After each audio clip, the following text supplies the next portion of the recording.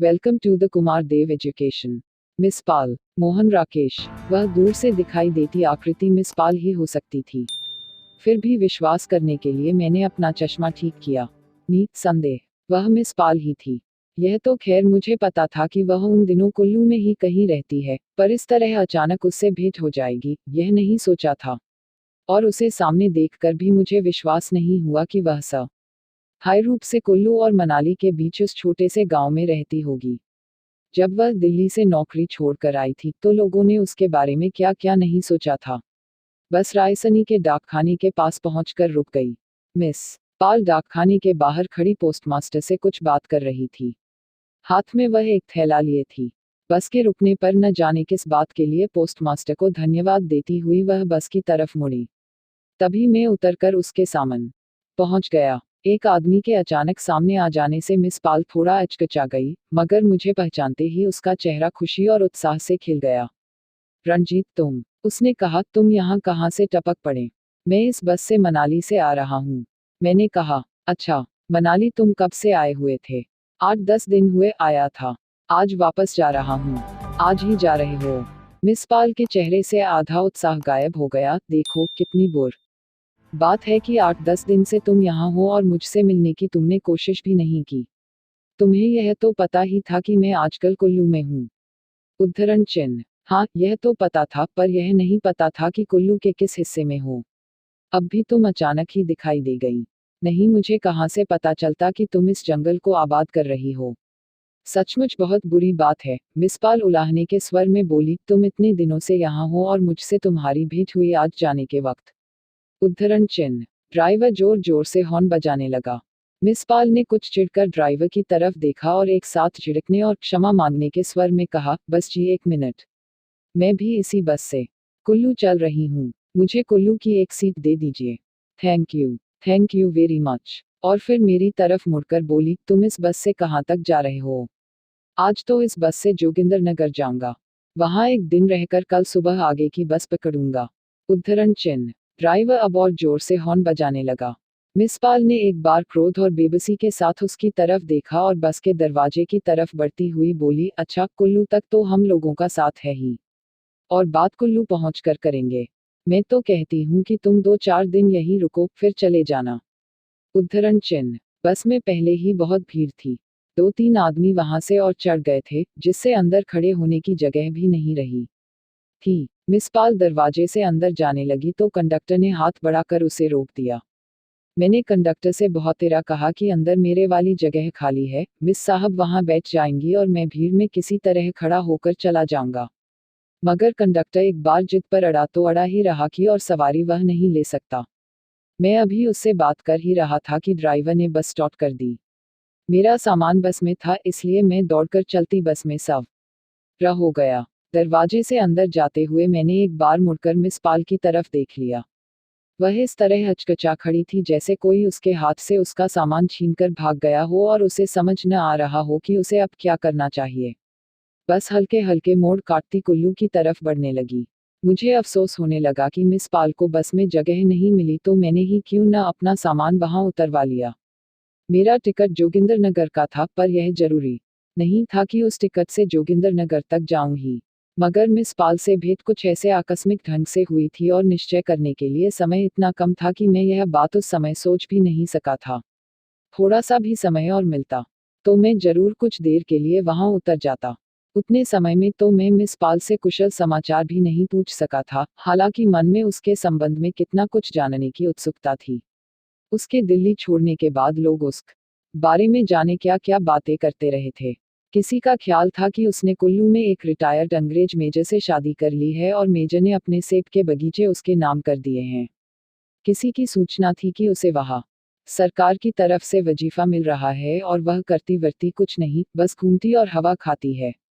कुछ ऐसे लोग भी थे जिनका कहना था कि मिस पाल का दिमाग खराब हो गया है और सरकार उसे इलाज के लिए अमृतसर पागलखाने में भेज रही है। मिस पाल एक दिन अचानक अपनी लगी हुई 500 की नौकरी छोड़कर चली आई थी। उससे लोगों में उसके बारे में तरह तरह की कहानियां प्रचलित थीं। जिन दिनों मिस पाल ने त्यागपत्र दिया, मैं दिल्ली में नहीं था, लंबी छुट्टी लेकर बाहर गया था। मगर मिस पाल के नौकरी छोड़ने का कारण मैं काफी हद तक जानता था। वह सूचना विभाग में हम लोगों के साथ काम करती थी और राजेंद्र नगर में हमारे घर से 10-12 घर छोड़कर रहती थी। दिल्ली में भी उसका जीवन काफी अकेला था, क्योंकि दफ्तर के ज्यादातर लोगों से उसका मनमुटाव था और बाहर के लोगों से वह मिलती बहुत कम थी। दफ्तर का वातावरण उसे अपने अनुकूल नहीं लगता था। वह वहां एक एक दिन जैसे घी नकर काटती थी। उसे हर एक से शिकायत थी कि वह घटिया किस्म का आदमी है, जिसके साथ उसका उठना बैठना नहीं हो सकता। ये लोग इतने ऊंचे और बेईमान हैं। वह कहा करती, इतनी छोटी और कमीनी बातें करते हैं कि मेरा इनके बीच काम करते हर वक्त दम घुटता रहता है। जाने क्यों ये लोग इतनी छोटी छोटी बातों पर एक दूसरे से लड़ते हैं और अपने छोटे छोटे स्वार्थों के लिए एक दूसरे को कुचलने की कोशिश करते रहते हैं। उद्धरण चिन्ह। मगर उस वातावरण में उसके दुखी रहने का मुख्य कारण दूसरा था, जिसे वह मुंह से स्वीकार नहीं करती थी। लोग इस बात को जानते थे, इसलिए जानबूझकर उसे छेड़ने के लिए कुछ न कुछ कहते रहते थे। बुखारिया तो रोज ही उसके रंग रूप पर कोई न कोई टिप्पणी कर देता था। क्या बात है मिस पाल, आज रंग बहुत निखर रहा है। उद्धरण चिन्ह। दूसरी तरफ से जोरावर सिंह बात जोड़ देता, आजकल मिस पाल पहले से स्लिम भी तो हो रही हैं। मिस पाल इन संकेतों से बुरी तरह परेशान हो उठती और कई बार ऐसे मौके पर कमरे से उठकर चली जाती। उसकी पोशाक पर भी लोग तरह तरह की टिप्पणियां करते रहते थे। वह शायद अपने मोटापे की क्षतिपूर्ति के लिए ही बाल छोटे कटवाती थी, बगैर बाह की कमीज पहनती थी और बनाव सिंगार से चिढ़ होने पर भी रोज काफी समय मेकअप पर खर्च करती थी। मगर दफ्तर में दाखिल होते ही उसे किसी न किसी के मुंह से ऐसी बात सुनने को मिल जाती थी, मिस पाल, इस नई कमीज का डिजाइन बहुत अच्छा है। आज तो गजब ढा रही हो तुम। उद्धरण चिन्ह। मिस पाल को इस तरह की हर बात दिल में चुभ जाती थी। जितनी देर दफ्तर में रहती, उसका चेहरा गंभीर बना रहता। जब 5 बजते तो वह इस तरह अपनी मेज से उठती जैसे कई घंटे की सजा भोगने के बाद उसे छुट्टी मिली हो। दफ्तर से उठकर वह सीधी अपने घर चली जाती और अगले दिन सुबह दफ्तर के लिए निकलने तक वहीं रहती। शायद दफ्तर के लोगों से तंग आ जाने की वजह से ही वह और लोगों से भी मेल जोल नहीं रखना चाहती थी। मेरा घर पास होने की वजह से, या शायद इसलिए कि दफ्तर के लोगों में एक मैं ही था जिसने उसे कभी शिकायत का मौका नहीं दिया था, वह कभी शाम को हमारे यहाँ चली आती थी। मैं अपनी बुआ के पास रहता था और मिस पाल मेरी बुआ और उनकी लड़कियों से काफी घुल मिल गई थी। कई बार घर के कामों में वह उनका हाथ भी बंटा देती थी। किसी दिन हम उसके यहाँ चले जाते थे। वह घर में समय बिताने के लिए संगीत और चित्र कला का अभ्यास करती थी। हम लोग पहुंचते तो उसके कमरे से सितार की आवाज आ रही होती या वह रंग और कुचियां लिए किसी तस्वीर में उलझी होती। मगर जब वह इन दोनों में से कोई भी काम न कर रही होती तो अपने तख्त पर भी 6 मुलायम गद्दे पर 2 तकियों के बीच लेटी छत को ताक रही होती। उसके गद्दे पर जो झीना रेशमी कपड़ा बिछा रहता था, उसे देखकर मुझे बहुत चिढ़ होती थी। मन करता था कि उसे खींचकर बाहर फेंक दूं।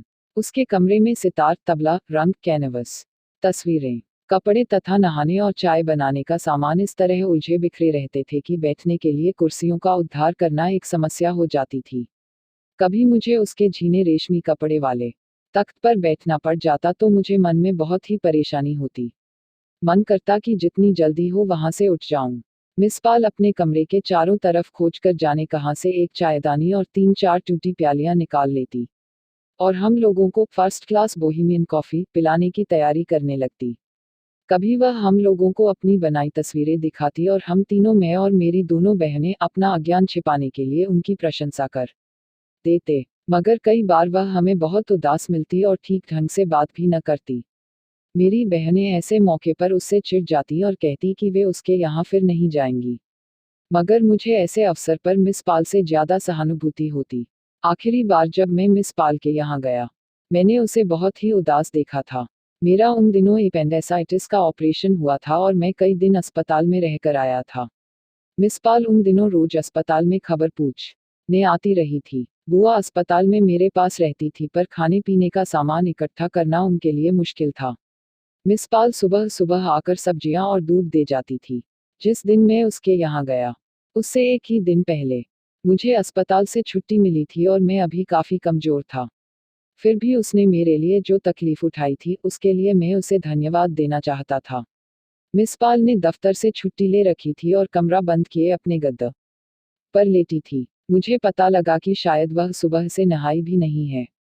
क्या बात है मिस पाल, तबीयत तो ठीक है? मैंने पूछा। तबीयत ठीक है, उसने कहा, मगर मैं नौकरी छोड़ने की सोच रही हूँ। उद्धरण चिन्ह। क्यों, कोई खास बात हुई है क्या? नहीं, खास बात क्या होगी, बात बस इतनी ही है, मैं ऐसे लोगों के बीच काम कर ही नहीं सकती। मैं सोच रही हूँ कि दूर के किसी खूबसूरत से पहाड़ी इलाके में चली जाऊं और वहां रहकर संगीत और चित्रकला का ठीक से अभ्यास करूं। मुझे लगता है मैं खामखा यहाँ अपनी जिंदगी बर्बाद कर रही हूँ। मेरी समझ में नहीं आता कि इस तरह की जिंदगी जीने का आखिर मतलब ही क्या है। सुबह उठती हूँ, दफ्तर चली जाती हूँ, वहां 7-8 घंटे खराब करके घर आती हूँ, खाना खाती हूँ और सो जाती हूँ। यह सारा का सारा सिलसिला मुझे बिल्कुल बेमानी लगता है। मैं सोचती हूँ कि मेरी ज़रूरतें ही कितनी हैं। मैं कहीं भी जाकर एक छोटा सा कमरा या शेक लूँ तो थोड़ा सा ज़रूरत का सामान अपने पास रखकर 50-60 या 100 रुपए में गुजारा कर सकती हूँ। यहाँ मैं जो 500 लेती हूँ, वे 5 के 500 हर महीने खर्च हो जाते हैं। किस तरह खर्च हो जाते हैं, यह खुद मेरी समझ में नहीं आता। पर अगर जिंदगी इसी तरह चलती है तो क्यों मैं खामखा दफ्तर जाने आने का भार ढोती रहूं। बाहर रहने में कम से कम अपनी स्वतंत्रता तो होगी। मेरे पास कुछ रुपए पहले के हैं, कुछ मुझे प्रोविडेंट फंड के मिल जाएंगे। इतने में एक छोर जगह पर मेरा काफी दिन गुजारा हो सकता है। मैं ऐसी जगह रहना चाहती हूँ जहाँ यहाँ की ही गंदगी न हो और लोग इस तरह की छोटी हरकतें न करते हों। ठीक से जीने के लिए इंसान को कम से कम इतना तो महसूस होना चाहिए कि उसके आसपास का वातावरण उजला और साफ है और वह एक मेंढक की तरह गंदले पानी में नहीं जी रहा। उद्धरण चिन्ह। मगर तुम यह कैसे कह सकती हो कि जहां भी तुम जाकर रहोगी वहां हर चीज वैसी ही होगी जैसी तुम चाहती हो? मैं तो समझता हूँ कि इंसान जहां भी चला जाए अच्छी और बुरी दोनों तरह की चीजें उसे अपने आसपास मिलेंगी ही। तुम यहाँ के वातावरण से घबरा कर कहीं और जाती हो, तो यह कैसे कहा जा सकता है कि वहाँ का वातावरण भी तुम्हें ऐसा ही नहीं लगेगा? इसलिए मेरे ख्याल से नौकरी छोड़ने की बात तुम गलत सोचती हो। तुम यहीं रहो और अपना संगीत और चित्रकला का अभ्यास करती रहो। लोग जैसी बातें करते हैं करने दो। उद्धरण चिन्ह। पर मिस पाल की वितृष्णा इससे कम नहीं हुई। तुम नहीं समझते रंजीत, वह बोली, यहाँ ऐसे लोगों के बीच और रहूंगी तो मेरा दिमाग बिल्कुल खोखला हो जाएगा। तुम नहीं जानते कि मैं जो तुम्हारे लिए सुबह दूध और सब्जियां लेकर जाती रही हूँ उसे लेकर भी ये लोग क्या क्या बातें करते रहे हैं। जो लोग अच्छे से अच्छे काम का ऐसा कमीना मतलब लेते हों उनके बीच आदमी रह ही कैसे सकता है। मैंने यह सब बहुत दिन सह लिया है, अब और मुझसे नहीं सहा जाता। मैं सोच रही हूँ जितनी जल्दी हो सके यहाँ से चली जाऊं। बस यही एक बात तय नहीं कर पा रही कि जाऊं कहाँ। अकेली होने से किसी अनजान जगह जाकर रहते डर लगता है। तुम जानते ही हो कि मैं। और बात बीच में छोड़कर वह उठ खड़ी हुई। अच्छा, तुम्हारे लिए कुछ चाय वाय तो बनाऊं? तुम अभी अस्पताल से निकल कर आए हो और मैं हूं कि अपनी ही बात किए जा रही हूं। तुम्हें अभी कुछ दिन घर पर आराम करना चाहिए। अभी से इस तरह चलना फिरना ठीक नहीं। उद्धरण चिन्ह। मैं चाय नहीं पीऊंगा, मैंने कहा। मैं तुम्हें कुछ समझा तो नहीं सकता, सिर्फ इतना कह सकता हूँ कि तुम लोगों की बातों को जरूरत से ज्यादा महत्व दे रही हो। मेरा यह भी ख्याल है कि लोग वास्तव में उतने बुरे नहीं हैं जितना कि तुम उन्हें समझती हो। अगर तुम इस नज़र से सोचो कि। उद्धरण चिन्ह। इस बात को रहने दो, मिस पाल ने मेरी बात बीच में काट दी। मैं इन लोगों से दिल से नफरत करती हूँ। तुम इन्हें इंसान समझते हो? मुझे तो ऐसे लोगों से अपना पिंकी ज्यादा अच्छा लगता है। यह उन सबसे कहीं ज्यादा सभ्य है। उद्धरण चिन्ह। पिंकी मिस पाल का छोटा सा कुत्ता था। वह कुछ देर उसे गोदी में लिए उसके बालों पर हाथ फेरती रही। मैंने पहले भी कई बार देखा था कि वह उस कुत्ते को एक बच्चे की तरह प्यार करती है और उसे खाना खिलाकर बच्चों की तरह ही तौलिए से उसका मुंह पोंछती है। मैं कुछ देर बाद वहां से उठकर चला तो मिस पाल पिंकी को गोदी में लिए मुझे बाहर दरवाजे तक छोड़ने आई। अंकल को टाटा करो, वह पिंकी की एक अगली टांग हाथ से हिलाती हुई बोली। टाटा टाटा। मैं लंबी छुट्टी से वापस आया तो मिस पाल त्यागपत्र देकर जा चुकी थी। वह अपने बारे में लोगों को इतना ही बताकर गई थी कि वह कुल्लू के किसी गांव में बसने जा रही है। बाकी बातें लोगों की कल्पना ने अपने आप जोड़ दी थी। बस ब्यास के साथ साथ मोड़ काट रही थी और मेरा मन हो रहा था कि लौटकर रायसनी चला जाऊं। मैं मनाली में 10 दिन अकेला रहकर उब गया था और मिस पाल थी कि कई महीने से वहां रहती थी। मैं जानना चाहता था कि वह केली वहां कैसा महसूस करती है और नौकरी छोड़ने के बाद से उसने क्या क्या कुछ कर डाला है। यूं एक अपरिचित स्थान पर किसी पुराने परिचित से मिलने और बात करने का भी अपना आकर्षण होता है। बस जब कुल्लू पहुंचकर रुकी तो मैंने अपना सामान वहां उतरवाकर हिमाचल राज्य परिवहन के दफ्तर में रखवा दिया और रायसनी के लिए वापसी की पहली बस पकड़ ली। बस ने 15-20 मिनट में मुझे रायसनी के बाजार में उतार दिया। मैंने वहां एक दुकानदार से पूछा कि मिस पाल कहाँ रहती हैं। मिस पाल कौन है भाई? दुकानदार ने अपने पास बैठे युवक से पूछा। वह तो नहीं, वह कटे बालों वाली मिस। हाँ हाँ, वही होगी। दुकान में और भी 4-5 व्यक्ति थे। उन सबकी आंखें मेरी तरफ घूम गईं। मुझे लगा जैसे वे मन में यह तय करना चाह रहे हों कि कटे बालों वाली मिस के साथ मेरा क्या रिश्ता होगा। चलिए, मैं आपको उसके यहाँ छोड़ आता हूँ, कहकर युवक दुकान से उतर आया। सड़क पर मेरे साथ चलते हुए उसने पूछा, क्यों भाई साहब, यह मिस क्या अकेली ही हैं या? हाँ, अकेली ही हैं। उद्धरण चिन्ह। कुछ देर हम लोग चुप रहकर चलते रहे। फिर उसने पूछा, आप उसके क्या लगते हैं? मुझे समझ नहीं आया कि मैं उसको क्या उत्तर दूं। पल भर सोचकर मैंने कहा, मैं उसका रिश्तेदार नहीं हूँ, उसे वैसे ही जानता हूँ। सड़क से बाईं तरफ थोड़ा ऊपर को जाकर हम लोग एक खुले मैदान में पहुंच गए। मैदान चारों तरफ से पेड़ों से घिरा था और बीच में 5-6 जालीदार कॉटेज बने थे जो बड़े बड़े मुर्गी खानों जैसे लगते थे। लड़का मुझे बताकर कि उनमें पहला कॉटेज मिस पाल का है, वहां से लौट गया।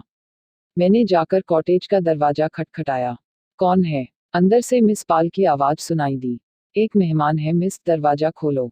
उद्धरण चिन्ह। दरवाजा खुला है, आ जाइए। उद्धरण चिन्ह। मैंने दरवाजा धकेलकर खोल लिया और अंदर चला गया।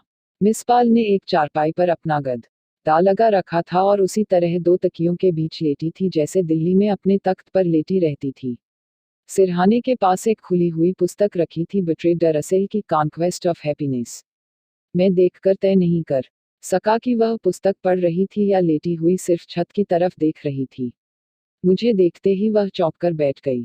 अरे तुम? हाँ मैं। तुमने सोचा भी नहीं होगा कि गया आदमी फिर वापस भी आ सकता है।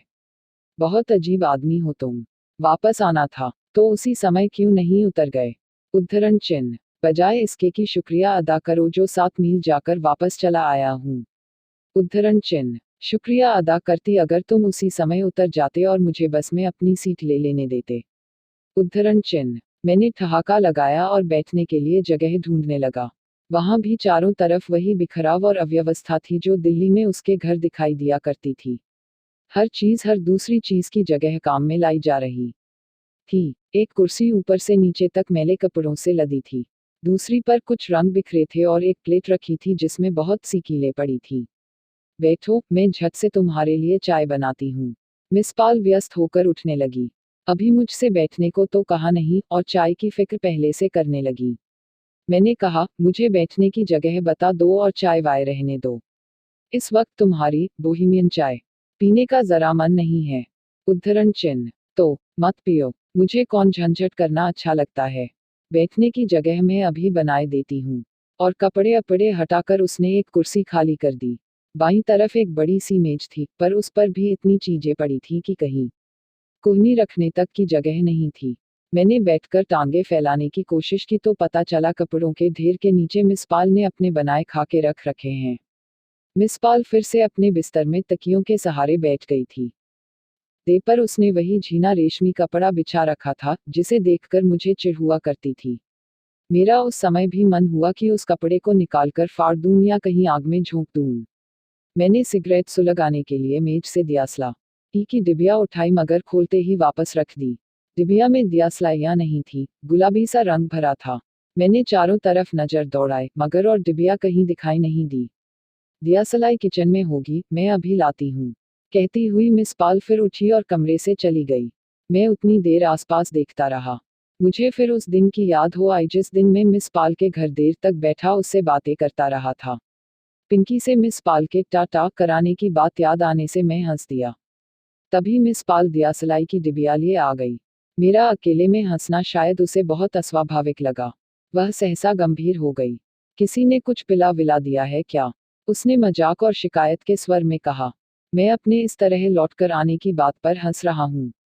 और जैसे अपने को ही अपने झूठ का विश्वास दिलाने के लिए मैंने अपनी हंसी की नकल की और कहा, मैं सोच भी नहीं सकता था कि इस अनजान जगह पर अचानक तुमसे भेंट हो जाएगी। और तुम ही ने कहाँ सोचा होगा कि जो आदमी बस में आगे चला गया था, वह घंटा भर बाद तुम्हारे कमरे में बैठा तुमसे बात कर रहा होगा। उद्धरण चिन्ह। और विश्वास करके कि मैंने अपने हंसने के कारण की व्याख्या कर दी है। मैंने पूछा, तुम्हारा पिंकी कहाँ है? यहाँ दिखाई नहीं दे रहा। मिस पाल पहले से भी गंभीर हो गई। मुझे लगा कि उसका चेहरा अब काफी रूखा लगने लगा है। आंखों में लाली भर रही थी, जैसे कई रातों से वह ठीक से सोई न हो।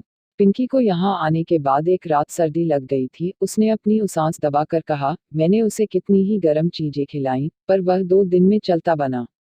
उद्धरण चिन्ह। मैंने वह शय बदल दिया। उससे शिकायत करने लगा कि वह जो अपने बारे में बिना किसी को ठीक बताए दिल्ली से चली आई, यह उसने ठीक नहीं किया। दफ्तर में अब भी लोग मिस पाल की बात करके हंसते होंगे। उसने ऐसे पूछा जैसे वह स्वयं उस मिस पाल से भिन्न हो, जिसके बारे में वह सवाल पूछ रही थी।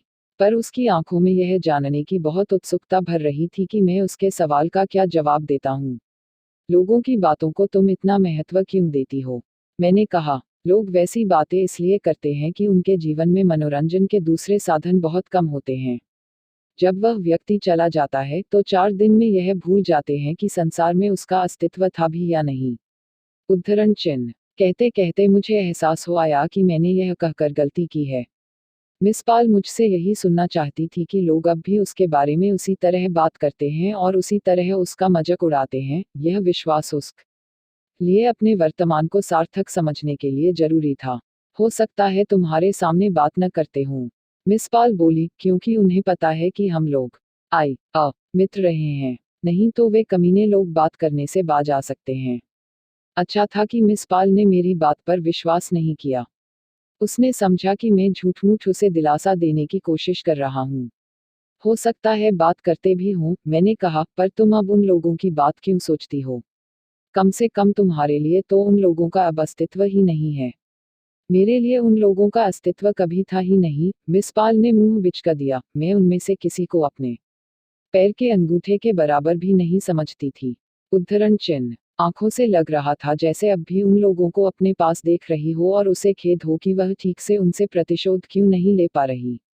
तुम्हें पता है कि रमेश का फिर लखनऊ ट्रांसफर हो गया है? मैंने बात बदल दी। अच्छा, मुझे पता नहीं था। पर उसने उस संबंध में और जानने की उत्सुकता प्रकट नहीं की। मैं फिर भी उसे रमेश के ट्रांसफर का किस्सा विस्तार से सुनाने लगा। मिस पाल हूँ हाँ करती रही, पर यह साफ था कि वह अपने अंदर ही कहीं खो गई है। मैं रमेश की बात कह चुका तो कुछ क्षण हम दोनों चुप रहे। फिर मिस पाल बोली, देखो, मैं तुमसे सच कहती हूँ रंजीत, मुझे वहां उन लोगों के बीच एक एक पल काटना असंभव लगता था। मुझे लगता था मैं नरक में रहती हूँ। तुम्हें पता ही है, मैं दफ्तर में किसी से बात करना भी पसंद नहीं करती थी। उद्धरण चिन्ह। मैं सुबह मनाली से बिना नाश्ता किए चला था, इसलिए मुझे भूख लगाई थी। मैंने बात को रोटी के प्रकरण पर ले आना उचित समझा। मैंने उससे पूछा कि उसने खाने की क्या व्यवस्था कर रखी है, खुद बनाती है या कोई नौकर रख रखा है। तुम्हें भूख तो नहीं लगी? मिस पाल अब दफ्तर के माहौल से बाहर निकल आई। लगी हो तो उधर मेरे साथ किचन में चलो। जो कुछ बना है इस वक्त तो तुम्हें उसी में से थोड़ा बहुत खा लेना होगा। शाम को मैं तुम्हें ठीक से बनाकर खिलाऊंगी। मुझे तुम्हारे आने का पता होता तो मैं इस वक्त भी कुछ और चीज बना रखती। यहाँ बाजार में तो कुछ मिलता ही नहीं। किसी दिन अच्छी सब्जी मिल जाए तो समझो बड़े भाग्य का दिन है। कोई दिन होता है जिस दिन एक आध अंडा मिल जाता है। शाम को मैं तुम्हारे लिए मछली बनाऊंगी। यहाँ की ट्राउट बहुत अच्छी होती है, मगर मिलती बहुत मुश्किल से है। उद्धरण चिन्ह। मुझे खुशी हुई कि मैंने सफलतापूर्वक बात का विषय बदल दिया है। मिस पाल बिस्तर से उठकर खड़ हो गई थी। मैंने भी कुर्सी से उठते हुए कहा, आओ चलकर तुम्हारा रसोई घर तो देख लूं। इस समय मुझे कसकर भूख लगी है, इसलिए जो कुछ भी बना है वह मुझे ट्राउट से अच्छा लगेगा। शाम को मैं जोगिंदरनगर पहुंच जाऊंगा। उद्धरण चिन्ह। मिस पाल दरवाजे से बाहर निकलती हुई सहसा रुक गई। तुम्हें शाम को जोगिंदरनगर ही पहुंचना है तो लौटकर क्यों आए थे? यह बात तुम गांठ में बांध लो कि आज मैं तुम्हें यहाँ से नहीं जाने दूंगी। तुम्हें पता है इन 3 महीनों में तुम मेरे यहाँ पहले ही मेहमान आए हो। मैं तुम्हें आज कैसे जाने दे सकती हूँ? तुम्हारे साथ कुछ सामान आमान भी है या ऐसे ही चले आए थे?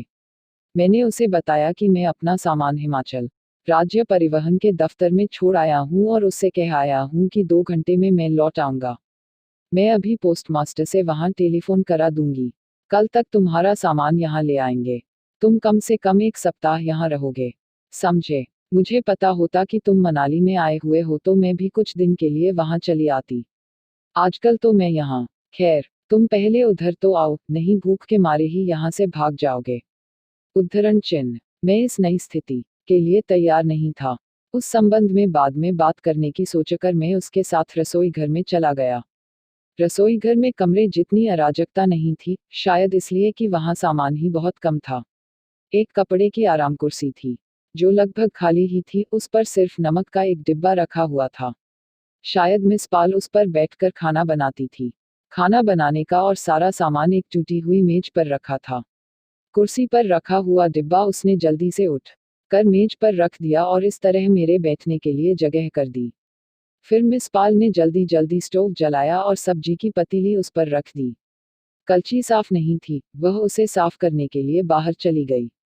लौटकर उसे कलछी को पोंछने के लिए कोई कपड़ा नहीं मिला। उसने अपनी कमीज से ही उसे पोंछ लिया और सब्जी को हिलाने लगी। 2 आदमियों का खाना है भी या दोनों को ही भूखे रहना पड़ेगा? मैंने पूछा। खाना बहुत है, मिस पाल झुककर पतीली में देखती हुई बोली। क्या क्या है? मिस पाल कलछी से पतीली में टिटोल कर देखने लगी। बहुत कुछ है। आलू भी हैं, बैंगन भी है और शायद शायद बीच में एक आध टिंडा भी है। यह सब्जी मैंने परसों बनाई थी। उद्धरण चिन्ह। परसों? मैं ऐसे चौंक गया जैसे मेरा माथा सहसा किसी चीज से टकरा गया हो। मिस पाल कलछी चलाती रही। हर रोज तो नहीं बना पाती हूँ, वह बोली। रोज बनाने लगूं तो बस खाना बनाने की ही हो रहूं। और अपने अकेली के लिए रोज बनाने का उत्साह भी तो नहीं होता। कई बार तो मैं सप्ताह भर का खाना एक साथ बना लेती हूँ और फिर निश्चिंत होकर खाती रहती हूँ। कहो तो तुम्हारे लिए मैं अभी ताज़ा बना दूँ। तो चपातियाँ भी क्या परसों की ही बना रखी हैं। मैं अनायास कुर्सी से उठ खड़ा हुआ। आओ इधर आकर देख लो, खा सकोगे या नहीं। वह कोने में रखे हुए बेत के संदूक के पास चली गई। मैं भी उसके पास पहुंच गया। मिस पाल ने संदूक का ढकना उठा दिया। संदूक में 25-30 खुश्क चपातियां पड़ी थी। सूखकर उन सब ने कई तरह की आकृतियां धारण कर ली थी।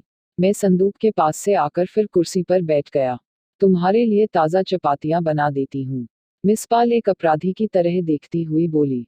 नहीं नहीं, जो कुछ बना रखा है वही खाएंगे, मैंने कहा। मगर अपनी इस भलमनसाहट के लिए मेरा मन अंदर ही अंदर कुढ़ गया। मिस पाल संदूक का ढक्कन बंद करके स्टोव के पास लौट गई। सब्जी 3 दिन से ज्यादा नहीं चलती, वह बोली। बाद में मैं जैम, प्याज और नमक से काम चलाती हूँ। यहाँ आलूचे बहुत मिल जाते हैं, इसलिए मैंने बहुत सा आलूचे का जैम बना रखा है। खाकर देखो, अच्छा जैम है। ठहरो, तुम्हें प्लेट देती हूँ। उद्धरण चिन्ह। वह फिर जल्दी से बाहर चली गई और कमरे से किलों वाली प्लेट खाली करके ले आई। गिलास में अब वह आकर बोली, सरसों का तेल रखा है। पानी तुम प्याली में ही ले लोगे या? ट्राउट मछली। खाना खाते समय और खाना खा चुकने के बाद भी मिस पाल के दिमाग पर ट्राउट मछली की बात ही सवार रही। जैसे भी हो, शाम को वह ट्राउट मछली बनाएगी। उसके हट की वजह से मैंने उससे कह दिया था कि मैं अगले दिन सुबह तक वहां रह जाऊंगा। मिस पाल ने आगे का फैसला अगले दिन पर छोड़ दिया था। उसे शाम के लिए कई और चीजों का इंतजाम करना था, क्योंकि ट्राउट मछली आसानी से तो नहीं बन जाती। पहली चीज घी चाहिए था। डिब्बे में घी नामात्र को ही था। प्याज और मसाला भी घर में नहीं था। मिट्टी का तेल भी चाहिए था। खाने के बाद हम लोग घूमने के लिए निकले तो पहले वह मुझे साथ बाजार में ले गई। हट वार के पास भी घी नहीं था। उसके लिए मिस पाल ने पोस्टमास्टर से अनुरोध किया कि वह अपने घर से उसे शाम के लिए आधा सेर घी भिजवा दे, अगले दिन कुल्लू से लाकर लौटा देगी। उससे उसने यह भी कहा कि वह अपने घर के अड़े से फ्रेंच बीन भी उतरवाकर उसे भेज दे और कोई मछली वाला उधर से गुजरे तो उसके लिए सेर भर ट्राउट ले रखे। सब्बरवाल साहब, मैं आपको बहुत तकलीफ देती हूँ, वह चलने से पहले 7-8 बार उसे धन्यवाद देकर बोली। मगर देखिए, मेरे मेहमान आए हुए हैं और यहाँ ट्राउट के अलावा कोई अच्छी चीज मिलती नहीं। देखती हूँ, अगर बाली मुझे मिल जाए तो मैं उससे कहूंगी कि वह मुझे दरिया से एक मछली पकड़ दे। मगर बाली का कोई भरोसा नहीं। आप जरूर मेरे लिए ले रखिएगा। मैंने मिसेज एटकिंसन को भी कहला दिया है, उन्होंने भी ले ली, तो मैं आज और कल दोनों दिन बना लूंगी। ध्यान रखिएगा। कई बार मछली वाला आवाज नहीं लगाता और ऐसे ही निकल जाता है। Thank you very much. उद्धरण चिन्ह। मेरे सामान के लिए उसने कुल्लू फोन भी करा दिया। अब सड़क पर चलती हुई वह सुबह के नाश्ते की बात करने लगी। रात को तो ट्राउट हो जाएगी, मगर सुबह नाश्ता क्या बनाया जाए? डबल रोटी यहाँ नहीं मिलेगी, नहीं तो मैं तुम्हें शहद के टोस्ट ही बनाकर खिलाती। अच्छा खैर देखो। उद्धरण चिन्ह। सड़क पर खुली धूप फैली थी और भेड़ों और पश्म के बकरों का रेवड़ हमारे आगे आगे चल रहा था। साथ दो कुत्ते जीप लपलपाते हुए पहरेदारी करते जा रहे थे। सामने से एक जीप के आ जाने से रेवड़ में खलबली मच गई। बकरी वाले भेड़ों को पहाड़ की तरफ धकेलने लगे। एक भेड़ का बच्चा ढलान से फिसल गया और नीचे से सिर उठाकर मिमियाने लगा। किसी बकरी वाले का ध्यान उसकी तरफ नहीं गया तो मिस पाल सहसा परेशान हो उठी। ए भाई देखो, वह बच्चा नीचे जा गिरा है। बकरी वाले, एक बच्चा नीचे खाई में गिर गया है, उसे उठा लाओ। ए भाई। उद्धरण चिन्ह। एक दिन पहले वर्षा हुई थी, इसलिए ब्यास खूब चढ़ा हुआ था। नुकीली चट्टानों से छिलता और कटता हुआ पानी शोर करता हुआ बह रहा था। सामने दरिया पार करने का झूला था। झूले की चरखी यहाँ घूम रही थी, रस्सियां इकट्ठी हो रही थीं और झूला दो व्यक्तियों को लिए हुए इस पार से उस पार जा रहा था।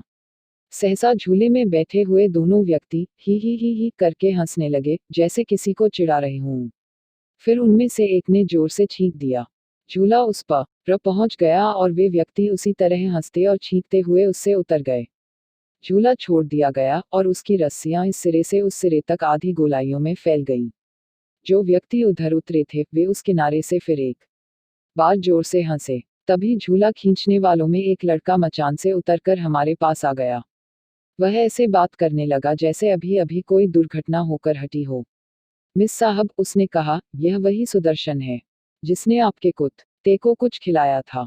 यह अब भी शरारत करने से बाज नहीं आता। उद्धरण चिन्ह। उन व्यक्तियों के हंसने और छींकने का मिस पाल पर उतना असर नहीं हुआ था जितना उस लड़के की बात का हुआ था। उसका चेहरा एकदम से उतर गया और आवाज खुश्क हो गई। यह उधर के गांव का आदमी है न? उसने पूछा। हाँ मिस साहब, तुम पोस्टमास्टर को बताना, वे अपने आप इसे ठीक कर लेंगे। उद्धरण चिन्ह। मिस साहब, यह हमसे कहता है कि यह मिस साहब, तुम इस वक्त जाओ अपना काम करो, मिस पाल उसे झिड़क कर बोली। पोस्टमास्टर से कहना वे इसे एक दिन में ठीक कर देंगे। उद्धरण चिन्ह। मगर मिस साहब। उद्धरण चिन्ह। जाओ, फिर कभी उधर आकर बात करना। उद्धरण चिन्ह। लड़के की समझ में नहीं आया कि मिस साहब से बात करने में उस समय उससे क्या अपराध हुआ है। वह सिर लटकाए हुए चुपचाप वहां से लौट गया। कुछ देर हम लोग वहीं रुके रहे। मिस पाल जैसे थकी हुई सड़क के किनारे एक बड़े से पत्थर पर बैठ गई। मैं दरिया के उस पार पहाड़ की चोटी पर उगे हुए वृक्षों की लंबी पंक्ति को देखने लगा, जो नीले आकाश और गुब्बारे जैसे सफेद बादलों के बीच खींची हुई लकीर सी लगती थी। दरिया के दोनों तरफ पुल के सलेटी खंभे खड़े थे, जिन पर अभी पुल नहीं बना था। खंभों के आसपास से झड़कर थोड़ी थोड़ी मिट्टी दरिया में गिर रही थी। मैंने उधर से आंखें हटाकर मिस पाल की तरफ देखा। मिस पाल मेरी तरफ देख रही थी। शायद वह जानना चाहती थी कि झूले वाले लड़के की बात का मेरे मन पर क्या प्रभाव पड़ा है। तो आगे चलें? मुझसे आंखें मिलते ही उसने पूछा। हाँ चलो। मिस पाल उठ खड़ी हुई। उसकी सांस कुछ कुछ फूल रही थी। वह चलती हुई मुझे बताने लगी कि वहां के लोगों में कितनी तरह के अंधविश्वास हैं। जब पिंकी बीमार हुआ तो वहां के लोगों ने सोचा था कि किसी ने उसे कुछ खिला विला दिया है। ये अनपढ़ लोग हैं। मैंने इनकी बातों का विरोध भी नहीं किया। ये लोग अपने अंधविश्वास एक दिन में थोड़े ही छोड़ सकते हैं। इस चीज में जाने अभी कितने बरस लगेंगे। उद्धरण चिन्ह। और रास्ते में चलते हुए वह बार बार मेरी तरफ देखती रही कि मुझे उसकी बात पर विश्वास हुआ है या नहीं। मैंने सड़क से एक छोटा सा पत्थर उठा लिया था और चुपचाप उसे उछालने लगा था। काफी देर तक हम लोग खामोश चलते रहे। वह खामोशी मुझे अस्वाभाविक लगने लगी तो मैंने मिस पाल से वापस घर चलने का प्रस्ताव किया। चलो, चलकर तुम्हारी बनाई हुई नई तस्वीरें ही देखी जाएं, मैंने कहा। इन 3-4 महीनों में तो तुमने काफी काम कर लिया होगा। पहले घर चलकर एक एक प्याली चाय पीते हैं। मिस पाल बोली, सचमुच इस समय मैं चाय की गर्म प्याली के लिए जिंदगी की कोई भी चीज कुर्बान कर सकती हूँ। मेरा तो मन था कि घर से चलने से पहले ही एक एक प्याली पी लेते, मगर फिर मैंने कहा कि पोस्टमास्टर से कहने में देर हो जाएगी तो मछली वाला निकल जाएगा। उद्धरण चिन्ह। इस बात ने मेरे मन को थोड़ा गुदगुदा दिया कि 3 महीने में आया हुआ पहला मेहमान उस समय मिस पाल के लिए अपनी तस्वीरों से भी अधिक महत्वपूर्ण है। लौटकर कॉटेज में पहुंचते ही मिस पाल चाय बनाने में व्यस्त हो गई। वह आते हुए काफी थक गई थी, क्योंकि जरा सी चढ़ाई चढ़ने में ही उसकी सांस फूलने लगती थी, मगर वह जरा देर भी सुस्ताने के लिए नहीं रुकी। चाय के लिए उसकी यह व्यस्तता मुझे बहुत अस्वाभाविक लगी, शायद इसलिए कि मुझे खुद चाय की जरूरत महसूस नहीं हो रही थी। मिस पाल इस तरह चम्मचों और प्यालियों को ढूंढने के लिए परेशान हो रही थी, जैसे उसके 10 मेहमान चाय का इंतजार कर रहे हों और उसे समझ न आ रहा हो कि कैसे जल्दी से सारा इंतजाम करे। मैं घूमकर कमरे में और बरामदे में लगी हुई तस्वीरों को देखने लगा। जिस जिस तस्वीर पर भी मेरी नजर पड़ी, मुझे लगा वह मेरी पहले की देखी हुई है। कुछ बड़ी तस्वीरें थीं जो मिस पाल पंजाब के एक मेले से बना कर लाई थी। वह अजीब अजीब से चेहरे थे, जिन पर हम लोग एक बार फप्तियां कसते रहे थे। जाने क्यों, मिस पाल अपने चित्रों के लिए सदा ऐसे ही चेहरे चुनती थी जो किसी न किसी रूप में विकृत हों। मैंने सारा कमरा और बरामदा घूम लिया, तो एक अधूरी तस्वीरों को छोड़कर मुझे एक भी नई चीज दिखाई नहीं दी। मैंने रसोई घर में जाकर मिस पाल से पूछा कि उसकी नई तस्वीरें कहाँ हैं। अजी छोड़ो भी, मिस पाल प्यालियां धोती हुई बोली, चाय की प्याली पर कर हम लोग ऊपर की तरफ घूमने चलते हैं। ऊपर एक बहुत पुराना मंदिर है, वहां का पुजारी तुम्हें ऐसे ऐसे किस्से सुनाएगा कि तुम सुनकर हैरान रह जाओगे। एक दिन वह बता रहा था कि यहाँ कुछ मंदिर ऐसे हैं जहाँ लोग पहले तो देवता से वर्षा के लिए प्रार्थना करते हैं, मगर बाद में अगर देवता वर्षा नहीं देता तो उसे हिडिंबा के मंदिर में ले जाकर रस्सी से लटका देते हैं। है नहीं मजेदार बात? जो देवता तुम्हारा काम न करे उसे फांसी लगा दो। मैं कहती हूँ रंजीत, यहाँ लोगों में इतने अंधविश्वास है कि क्या कहा जाए। ये लोग अभी तक जैसे कौरवों पांडवों के जमाने में ही जीते हैं, आज के जमाने से इनका कोई संबंध ही नहीं है। उद्धरण चिन्ह। और एक बार उड़ती नजर से मुझे देखकर वह चीनी ढूंढने में व्यस्त हो गई। अरे चीनी कहाँ चली गई? अभी हाथ में थी और अभी न जाने कहाँ रख दी। देखो कैसी भुलक्कड़ हो गई हूँ। मेरा तो बस एक इलाज है कि कोई हाथ में छड़ी लेकर मुझे ठीक करे। यह भी कोई रहने का ढंग है जैसे मैं रहती हूँ? तुमने यहाँ के कुछ लैंडस्केप नहीं बनाए? मैंने पूछा। तस्वीरें तो बहुत सी शुरू कर रखी हैं, पर अभी तक पूरी नहीं कर सकी। मिस पाल जैसे उस मुश्किल स्थिति से बचने का प्रयत्न करती हुई बोली, अब किसी दिन लगकर सबकी सब तस्वीरें पूरी करूंगी। तारपीन का तेल भी खत्म हो चुका है, किसी दिन जाकर लाना है। कई दिनों से सोच रही थी कि मंडी जाकर कैनवस और रंग भी ले आऊं, पर यूं ही आलस कर जाती हूँ। कुछ ड्राइंग पेपर भी जिल्द कराने हैं। अब जाऊंगी किसी दिन और सारे काम एक साथ ही कराऊंगी। उद्धरण चिन्ह। बात करते हुए मिस पाल की आंखें झुकी जा रही थी, जैसे वह अपने ही सामने किसी चीज के लिए अपराधी हो और लगातार बात करके अपने अपराध के अनुभव को छिपाना चाहती हो। मैं चुप रहकर उसे चाय में चीनी मिलाते देखता रहा। उसे देखते हुए उस समय मेरे मन में कुछ वैसी उदासी भरने लगी जैसी एक निर्जन समुद्र तट पर या ऊंची पहाड़ियों से घिरी हुई किसी एकांत पथरीली घाटी में जाकर अनायास मन में भर जाती है। कल से एक तो मैं अपने घर को ठीक करूंगी। मिस पाल क्षण भर बाद फिर उसी तरह बिना रुके बात करने लगी, एक तो घर का सारा सामान ठीक ढंग से लगाना है। तुम्हें पता है मैंने कितने चाव से दिल्ली में अपने कमरे के लिए जाली के पर्दे बनवाए थे। वे पर्दे यहाँ ज्यों के त्यों बक्स में बंद पड़े हैं। मेरा लगाने को मन ही नहीं हुआ। मैं कल ही तरखान से कहकर पर्दों के लिए चौखटे बनवाऊंगी। खाने पीने का थोड़ा बहुत सामान भी घर में रखना ही चाहिए। बिस्कुट, मक्खन, डबल रोटी और अचार का होना तो बहुत ही जरूरी है। जो चीजें कुल्लू से मिल जाती हैं वे तो मैं लाकर रख ही सकती हूँ। तारपीन का तेल भी मुझे कुल्लू से ही मिल जाएगा। उसने चाय की प्याली मेरे हाथ में दे दी तो भी मेरे मुंह से कोई बात नहीं निकली, और मैं चुपचाप छोटे छोटे घूंट भरने लगा। मेरे मन को उस समय एक तरह की जड़ता ने घेर लिया था। कहाँ मिस पाल के बारे में दिल्ली के लोगों से सुनी हुई वे सब बातें और कहाँ उसके जीवन की यह एकांत विडंबना। ट्राउट मछली। मिस पाल की सारी परेशानी के बावजूद उस दिन उसे ट्राउट नहीं मिल सकी। पोस्टमास्टर ने बताया कि मछली वाला उस दिन आया ही नहीं। मिस पाल के बहुत बहुत खुशामद करने पर भी मकान मालकिन का चौकीदार बाली दरिया से मछली पकड़ने के लिए राजी नहीं हुआ। उसने कहा कि वह अपनी छड़ी पॉलिश कर रहा है, उसे फुर्सत नहीं है। मिसेज एटकिंसन के बच्चों ने एक मछली पकड़ी थी, मगर उसके पति ने उस दिन खासतौर पर मछली की कतलियों के लिए कहा था, इसलिए वह अपनी मछली मिस पाल को नहीं दे सकती थी। हाँ, पोस्टमास्टर ने फ्रेंच बीन जरूर भेज दिए, चावल और सूखे फ्रेंच बीन। रात की रोटी के लिए मिस पाल का सारा उत्साह ठंडा पड़ गया। खाना बनाने में उसका मन भी नहीं लगा, जिससे चावल थोड़ा नीचे लग गए। खाना खाते समय मिस पाल बस अफसोस ही प्रकट करती रही।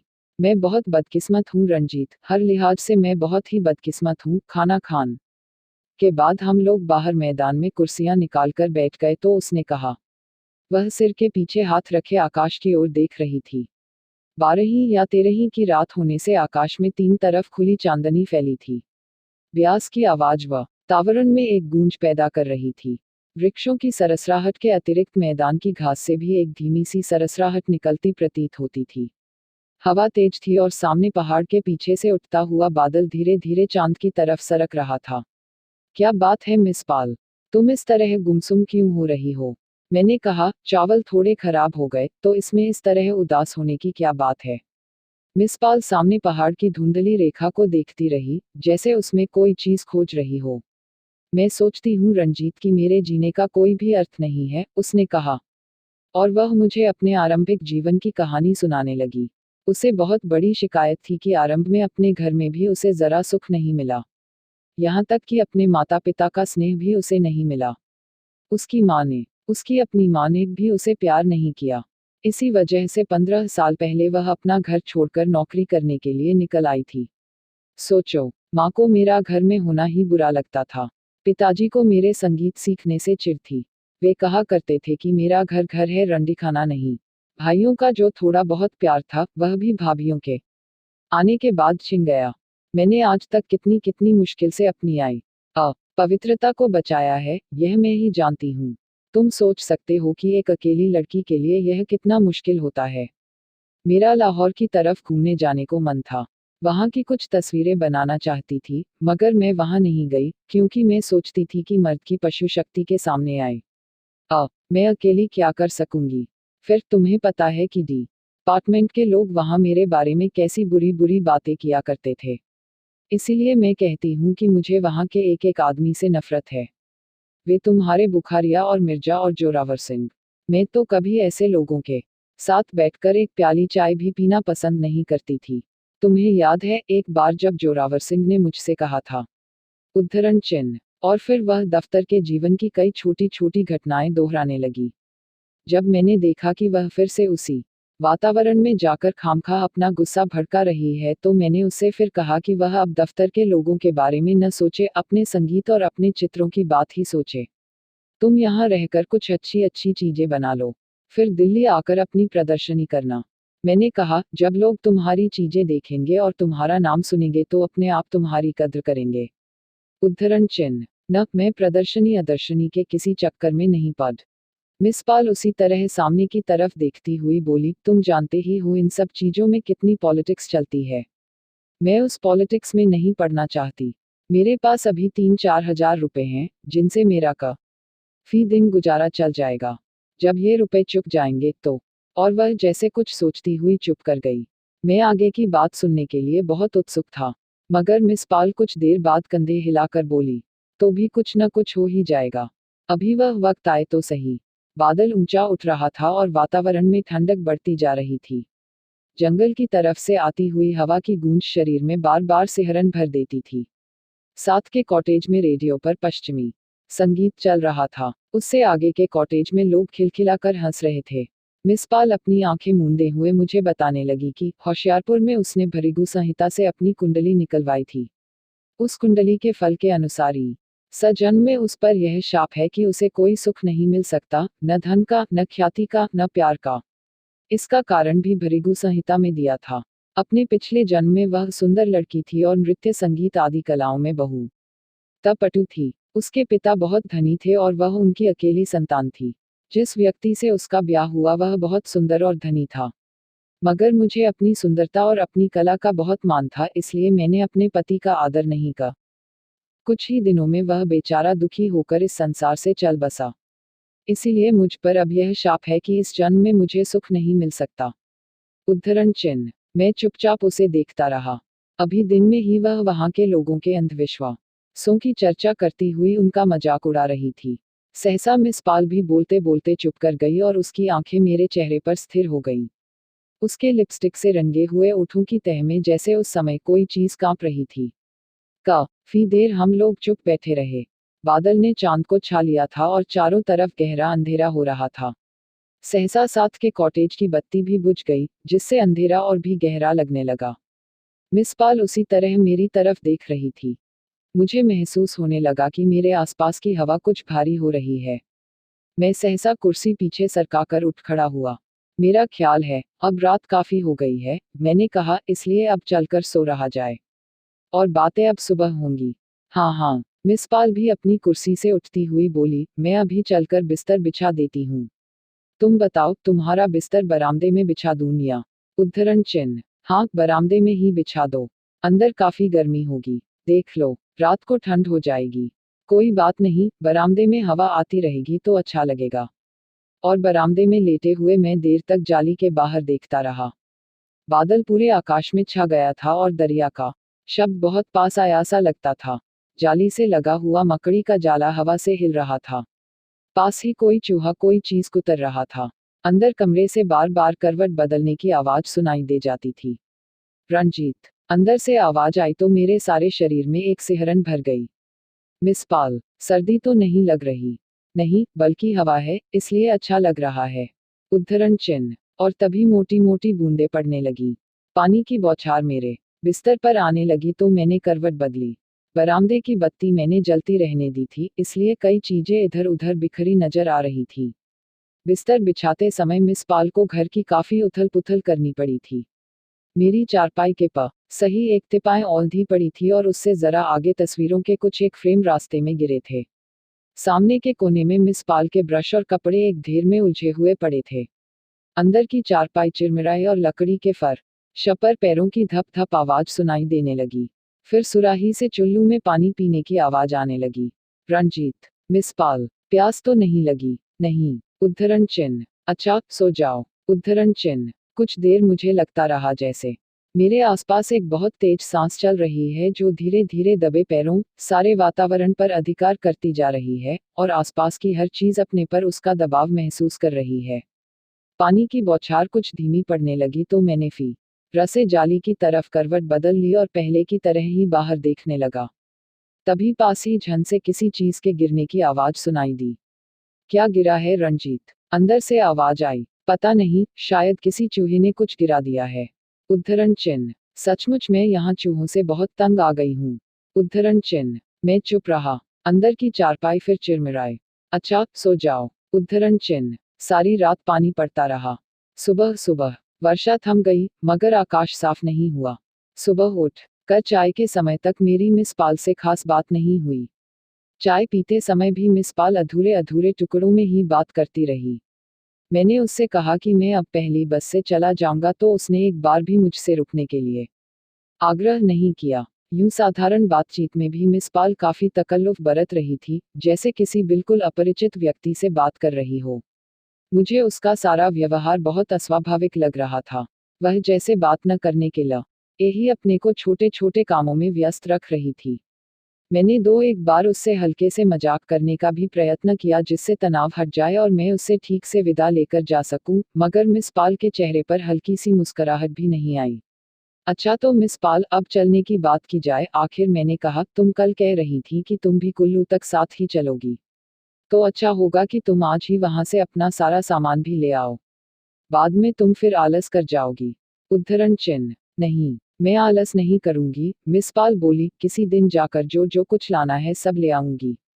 उद्धरण चिन्ह। और फिर बरामदे में बिखरे हुए कपड़ों को बिना मतलब ही उठाकर इधर से उधर रखते हुए उसने कहा, आज बरसात का दिन है, इसलिए आज नहीं जाऊंगी, कल या परसों किसी समय देखूंगी। लाने के लिए कितनी ही चीजें हैं, इसलिए अच्छी तरह सब सोचकर जाना चाहिए।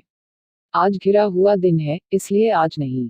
उद्धरण चिन्ह। घिरा हुआ दिन है तो क्या घर का सामान नहीं आएगा? मैंने अपने आग्रह से उसे सुझाने की चेष्टा करते हुए कहा, तुम मुझे बताओ कि घी और तारपीन के डिब्बे कहाँ रखे हैं। कोई बड़ा थैला हो तो वह भी साथ में ले लो, फुटकर चीजें उसमें आ जाएंगी। यहाँ से जो भी बस मिलेगी उसमें हम लोग साथ साथ चले चलेंगे। मैं कुल्लू से 12 बजे की बस पकड़कर आगे चला जाऊंगा। तुम्हें तो उधर से लौटने के लिए सारा दिन बसें मिलती रहेंगी। उद्धरण चिन्ह। मैं जानबूझकर इस तरह बात कर रहा था जैसे मिस पाल का साथ चलना निश्चित ही हो, हालांकि मैं जानता था कि वह टालने का पूरा प्रयत्न करेगी। मिस पाल इधर से उधर जाती हुई ढूंढ ढूंढ कर अपने करने के लिए काम निकाल रही थी। उसके चेहरे से लग रहा था जैसे मेरी बातें उसे बिल्कुल व्यर्थ लग रही हूं और वह जल्द अज जल्द अपने एकांत में लौट जाना चाहती हो। देखो, कभी कभी यहाँ बस में एक भी सीट नहीं मिलती, उसने कहा। दो दो सीटें मिलना तो बहुत ही मुश्किल है। तुम मेरी वजह से अपनी 12 बजे की बस क्यों मिस करते हो? तुम चले जाओ, मैं कल या परसों जाकर जो कुछ भी मुझे लाना है ले आऊंगी। उद्धरण चिन्ह। और जैसे सहसा कोई काम याद आ जाने से वह जल्दी से अपना चेहरा दूसरी तरफ हटाए हुए कमरे में चली गई। कुछ देर में वह पेटीकोट लिए हुए कमरे से बाहर आई। पेटीकोट को टिड्डियां काट गई थी। उसने जैसे नुकसान की परेशानी की वजह से ही चेहरा सख्त किया उसे एक तरफ कोने में फेंक दिया और किसी तरह कठिनाई से बोली, मैंने तुमसे कह दिया है कि तुम चले जाओ। तुम्हें पता है कि मुझे तो अकेली को ही 2 सीटें चाहिए। ये सब बहाने तुम रहने दो, मैंने कहा। एक बस में जगह नहीं मिलेगी तो दूसरी में मिल जाएगी। तुम इधर आकर मुझे बताओ कि वे डिब्बे कहाँ रखे हैं। मिस पाल शायद ज्यादा बात नहीं करना चाहती थी, इसलिए उसने मेरी बात का विरोध नहीं किया। अच्छा, तुम बैठो, मैं अभी ढूंढती हूँ, उसने कहा और आंखें बचाती हुई रसोई घर में चली गई। पहली बस में सचमुच हम लोगों को जगह नहीं मिली। ड्राइवर ने बस वहां रोकी ही नहीं और हाथ के इशारे से कह दिया कि बस में जगह नहीं है। दूसरी बस में भी जगह नहीं थी, मगर किसी तरह कह कहाकर हमने उसमें अपने लिए जगह बना ली। मगर हम कुल्लू काफी देर से पहुंचे क्योंकि रात की बरसात से एक जगह सड़क टूट गई थी और उसकी मरम्मत की जा रही थी। हमारे कुल्लू पहुंचने के लगभग साथ ही 12 बजे की बस भी मनाली से आ पहुंची। 11:15 हो चुके थे। मैंने अंदर जाकर अपने सामान का पता किया, फिर बाहर मिस पाल के पास आ गया। मिस पाल ने खाली डिब्बे अपने दोनों हाथों में संभाल रखे थे। मैं डिब्बे उसके हाथों से लेने लगा तो उसने अपने हाथ पीछे हटा लिए। चलो, पहले बाजार में चलकर तुम्हारा सामान खरीद ले, मैंने कहा। अब सामान की बात रहने दो, उसने कहा। तुम्हारी बस आ गई है, तुम इसमें चले जाओ। सामान तो मैं किसी भी समय खरीद लूंगी। तुम्हें इसके बाद फिर किसी बस में जगह नहीं मिलेगी। 2 बजे की बस मनाली से ही भरी हुई आती है। तुम्हारा एक दिन और यहाँ खराब होगा। न खराब होने की क्या बात है, मैंने कहा। पहले चलकर बाजार से सामान खरीद लेते हैं। अगर आज सचमुच किसी बस में जगह नहीं मिली तो मैं तुम्हारे साथ लौट चलूंगा और कल किसी बस से चला जाऊंगा। मुझे वापस पहुंचने की ऐसी कोई जल्दी नहीं है। उद्धरण चिन्ह। नहीं, तुम चले जाओ, मिस पाल हट के साथ बोली। अपने लिए खामखा मैं तुम्हें क्यों परेशान करूं? अपना सामान तो मैं जब कभी भी ले लूंगी। उद्धरण चिन्ह। मगर मुझे लगता है कि आज तुम ये डिब्बे इसी तरह लिए हुए ही लौट जाओगी। उद्धरण चिन्ह। अरे नहीं, मिस पाल की आंखें उमड़ आईं और वह अपने आंसुओं को रोकने के लिए दूसरी तरफ देखने लगी। तुम समझते हो मैं अपने शरीर की देखभाल ही नहीं करती? अगर न करती तो यह इतना शरीर ऐसे ही होता। लाओ पैसे दो, मैं तुम्हारा टिकट ले आती हूँ। देर करोगे तो इस बस में भी जगह नहीं मिलेगी। उद्धरण चिन्ह। तुम इस तरह जिद क्यों करती हो मिस पाल? प्रश्नवाचक चिन्ह। मुझे जाने की सचमुच ऐसी कोई जल्दी नहीं है, मैंने कहा। मैंने तुमसे कहा है, तुम पैसे निकालो, मैं तुम्हारा टिकट ले आऊं। मगर नहीं, तुम रहने दो। कल का तुम्हारा टिकट मेरी वजह से खराब हुआ था। मैं फिर तुमसे पैसे किस लिए मांग रही हूँ? और वह वे वहीं रखकर झटपट टिकट घर की तरफ बढ़ गई। ठहरो मिस पाल, मैंने असमंजस में अपना बटुआ जेब से निकाल लिया। तुम रुको, मैं अभी आ रही हूँ। तुम उतनी देर में अपना सामान निकलवा कर ऊपर रखवाओ। मेरा मन उस समय न जाने कैसा हो रहा था, फिर भी मैंने अंदर से अपना सामान निकलवाया और बस की छत पर रखवा दिया। मिस पाल तब तक टिकट घर के बाहर ही खड़ी थी। शनिवार होने के कारण उस दिन स्कूल में जल्दी छुट्टी हो गई थी और बहुत से बच्चे बस्ते लटकाए सुल्तानपुर की पहाड़ी से नीचे आ रहे थे। कई बच्चे बस की सवारियों को देखने के लिए वहां आसपास जमा हो रहे थे। मिस पाल उस समय प्याजी रंग की सलवार कमीज पहने थी और ऊपर काला दुपट्टा लिए थी। उन कपड़ों की वजह से उसका शरीर पीछे से और भी फैला हुआ लगता था। बच्चे एक दूसरे से आगे होते हुए टिकट घर के नजदीक जाने लगे। मिस पॉल टिकट घर की खिड़की पर झुकी हुई थी। एक लड़के ने धीरे से आवाज लगाई, कमाल है भाई, कमाल है। उद्धरण चिन्ह। इस पर आसपास खड़े बहुत से बच्चे हंस दिए। मुझे लगा जैसे किसी ने मेरे भारी मन पर एक और बड़ा पत्थर डाल दिया हो।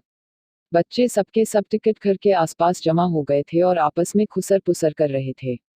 मैं उनसे कुछ कह भी नहीं सकता था, क्योंकि उससे मिस पॉल का ध्यान खामखा उनकी तरफ चला जाता। मैं उधर से अपना ध्यान हटाकर दरिया की तरफ से आते हुए लोगों को देखने लगा। फिर भी बच्चों की खुसर पुसर मेरे कानों में पड़ती रही। दो लड़कियां बहुत धीरे धीरे आपस में बात कर रही थी। मर्द है। उद्धरण चिन्ह। नहीं, औरत है। तू सिर के बाल देख, बाकी शरीर देख। मर्द है। उद्धरण चिन्ह। तू कपड़े देख और सब कुछ देख। औरत है। उद्धरण चिन्ह। आओ बच्चों, आओ पास आकर देखो। मिस पॉल की आवाज से मैं जैसे चौंक गया। मिस पॉल टिकट लेकर खिड़की से हट आई थी। बच्चे उसे आते देखकर आ गई कहते भाग खड़े हुए। एक बच्चे ने सड़क के उस तरफ जाकर फिर जोर से आवाज लगाई, कमाल है भाई, कमाल है। उद्धरण चिन्ह। मिस पॉल सड़क पर आकर कई कदम बच्चों के पीछे चली गई। आओ बच्चों, यहाँ हमारे पास आओ, वह कहती रही, हम तुम्हें मारेंगे नहीं, टॉफियां देंगे। आओ। उद्धरण चिन्ह। मगर बच्चे पास आने के बजाय और भी दूर भाग गए। मिस पॉल कुछ देर सड़क के बीच रुकी रही, फिर लौटकर मेरे पास आ गई। उस समय उसके चेहरे का भाव बहुत विचित्र लग रहा था। उसकी आंखों में आए हुए आंसू नीचे गिरने को हो रहे थे और उन्हें झुठलाने का लिए एक फीकी हंसी का प्रयत्न कर रही थी। उसने अपने ओठों को जाने किस तरह काटा था कि एकाध जगह से उसकी लिपस्टिक नीचे फैल गई थी। उसकी घिसी हुई कमीज की सीवने कंधे के पास से खुल रही थी। खूबसूरत बच्चे थे, नहीं? उसने आंखें झपकाते हुए कहा। मैंने उसकी बात का समर्थन करने के लिए सिर हिलाया तो मुझे लगा कि मेरा सिर पत्थर की तरह भारी हो गया है। उसके बाद मेरी समझ में कुछ नहीं आया कि मिस पॉल मुझसे क्या कह रही है और मैं उससे क्या बात कर रहा हूँ। जैसे आंखों और शब्दों के साथ विचारों का कोई संबंध ही नहीं रहा था। मुझे इतना याद है कि मैंने मिस पॉल को टिकट के पैसे देने का प्रयत्न किया, मगर वह पीछे हट गई और मेरे बहुत अनुरोध करने पर भी उसने पैसे नहीं लिए। मगर किस अवचेतन प्रक्रिया से हम लोगों के बीच अब तक बातचीत का सूत्र बना रहा, यह मैं नहीं जान सका। मेरे कान उसे बोलते सुन रहे थे और अपने को भी, परंतु वे जैसे दूर की ध्वनियां थीं, अस्फुट, अस्पष्ट और अर्थहीन। जो बात मैं ठीक से सुन सका वह यही थी, और वहां जाकर रंजीत, दफ्तर में मेरे बारे में किसी से बात मत करना, समझे? तुम्हें पता ही है कि वे लोग कितने ओछे हैं। बल्कि अच्छा होगा कि तुम किसी को यह भी न बताओ कि तुम मुझे यहाँ मिले थे। मैं नहीं चाहती कि वहां कोई भी मेरे बारे में कुछ जाने या बात करे, समझे? उद्धरण चिन्ह। बस तब स्टार्ट हो रही थी और मैं खिड़की से झांक कर मां सपाल को देख रहा था। बस चली तो मिस पॉल हाथ हिलाने लगी। दोनों खाली डिब्बे वह अपने हाथों में लिए हुए थी। मैंने भी एक बार उसकी तरफ हाथ हिलाया और बस के मुड़ने तक हिलते हुए खाली डिब्बों को ही देखता रहा। Thanks for watching. Like, share and subscribe.